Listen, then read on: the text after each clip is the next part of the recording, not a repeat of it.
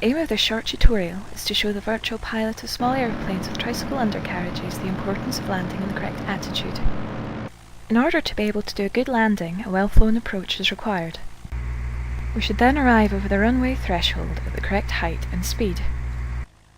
Flaring at the correct height and holding off to reduce the rate of descent is vital to achieve a gentle touchdown. In a light aircraft, this will be about the height of a double-decker bus.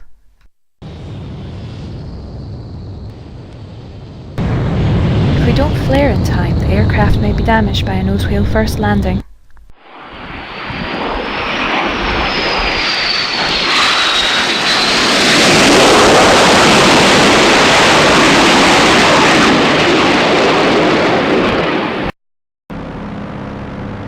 If we misjudge the flare and round out too high, the result may be a high rate of descent followed by a hard arrival.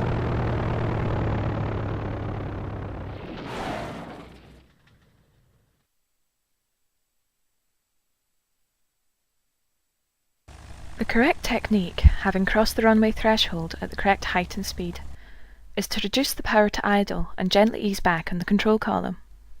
Keep looking over the nose towards the far end of the runway to maintain the landing attitude. The main wheels will touch down first. Gently lower the nose wheel onto the runway and apply the brakes as required.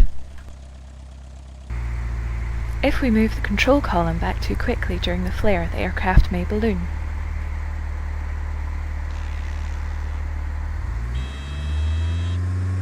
In this case, it is probably safer to apply full power and go around again.